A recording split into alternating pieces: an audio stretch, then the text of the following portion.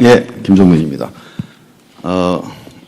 조금 원칙적인 측면에서 한번 그 말씀을 좀 드리고 싶은데요. 우리가 이제 이런 그 법률안 제한권 혹은 입법권, 예산권, 감사권 이런 여러 가지 권한 문제에 결국 뿌리는 이제 권력에 대한 규정과 배분인데 사실 그 규칙을 이제 국민적으로 합의하는 게 헌법 아니겠습니까? 권력은 우리 헌법의 총각에 나오지만 하여간 권력은 국민으로부터 나오는 게 민주정의 기본 원리인데 이제 국민들이 실제로 이제 추상적인 권력은 국민 주권이지만 실제로 권력이 집행되는 걸 보면 하여간 길 가는 차를 세워놓고 과속이니까 5만 원 과태료를 내라 이렇게 권력을 집행하는 건 결국 집행부가 현장 권력을 현실적인 권력을 가지고 있는 거거든요. 그래서 행정집행부, 사법집행부 이 두 가지의 집행부가 권력을 가지고 있습니다. 이거는 군주정이든 민주정이든 기본적 국가라고 하는 권력 체계의 그 불가피한 그런 구조적인 이제 구성인데 우리가 이제 민주정이라고 한다면 이 집행부의 권력을 국민들이 어떻게 민주적으로 통제하느냐, 어떻게 문민 통제를 하느냐 이게 사실은 헌법 문제의 핵심이고 지금 우리 민주주의 역사에서 결국 이 문제를 민주적으로 통제하는 유일한 기관은 의회입니다. 결국 의회라는 대의 조직이 이 집행부라는 집행 조직을 어떻게 민주적으로 통제해서 국민 주권을 실현하느냐 이게 이제 기본적인 헌법의 권력 관계의 핵심인데 그래서 기본적으로 집행 권력이 집행부에 있다면 기획 권력 법률이라는 건 뭡니까? 집행을 할 때 기본적인 방향이 이런 방향으로 가야 된다는 것들을 정리하는 게 법률이고요. 그다음에 기본적으로 집행하기 위해 필요한 기본적인 정책 방향을 설정하는 게 예산인데 그래서 법률과 예산이라고 하는 것들은 이런 기획 권력은 기본적으로 국민 주권을 위임받은 대의 주권, 즉 의회가 본질적인 권한을 갖고 있는 겁니다. 현실적인 운영이 어떻게 되느냐는 두 번째 문제고 원칙적으로는 현장의 집행은 지금 있는 행정조직, 사법조직, 이 집행부 조직이 하더라도 기본적인 기획의 권한, 이건 국민들로부터 위임받은 의회가 갖고 있는 본질적인 권한이라고 볼 수 있고요.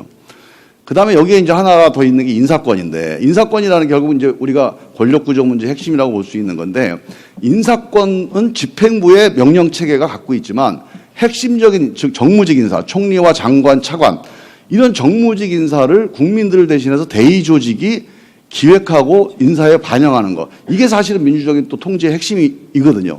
그 내각 책임제라는 게 그래서 이제 그 의회가 행정부의 이런 정무 조직을 직접 담당하든지 아니 미국 같은 대통령제라고 한다면 이 정무직 공무원들에 대해서 의회에서 비준을 내서 결정을 해주는 거란 말이죠. 그 결국은 기본적인 민주적 통제의 수단으로서 예산과 법률과 인사에 대한 비준 혹은 인사에 대한 결정 이 권한이 본질적으로는 국민의 위임을 받은 의회가 갖고 있는 겁니다.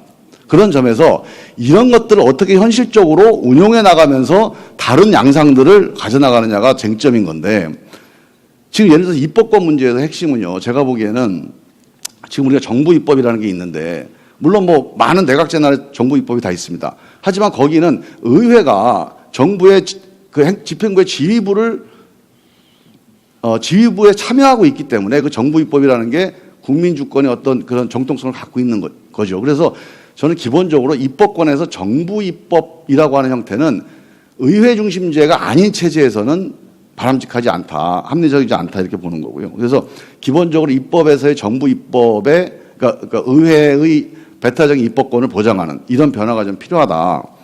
사실 이거보다 더 본질적인 문제는 이른바 그 정부 입법, 그러니까 정부의 법률안 제한권이 문제가 아니고 시행령, 시행규칙, 고시 등을 비롯한 정부 입법을 통한 본래적인 헌법적인 입법권의 침해입니다. 이 시행령 국가의 문제죠.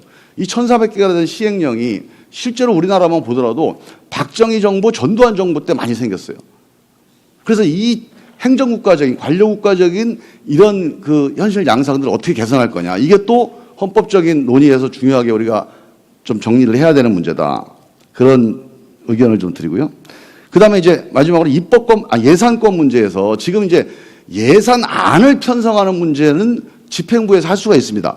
하지만 예산 편성 권한은 그리고 이거에 대한 의결 권한은 본질적으로 의회가 갖고 있는 거죠. 이제 아까 말씀하셨던 저 말씀 중에 정부가 불가피하게 할 수밖에 없다고 얘기하는 사실은 정부에서 예산 편성을 할 수 있는 데는 기획예산처, 기획재정부도 아니고 그중에서 기획예산처 옛날에 한 600명 되는 조직입니다. 이 600명 되는 조직을 대통령 밑에 두면 행정부가 하는 거고 의회로 가져오면 의회가 하는 겁니다.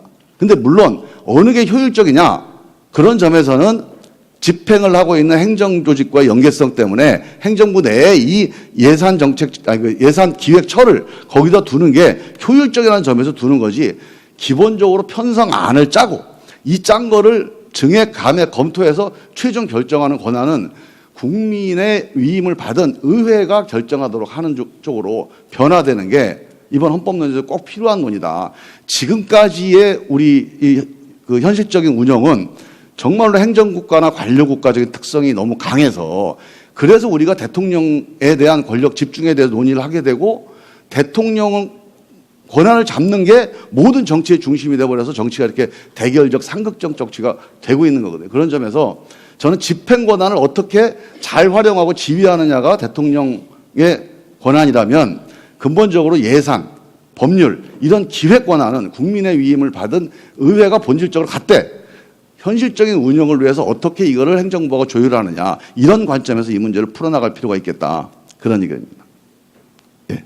예, 수고하셨습니다. 다음 이정구 의원님 발언하시고 그다음 최교일 의원님 순서입니다.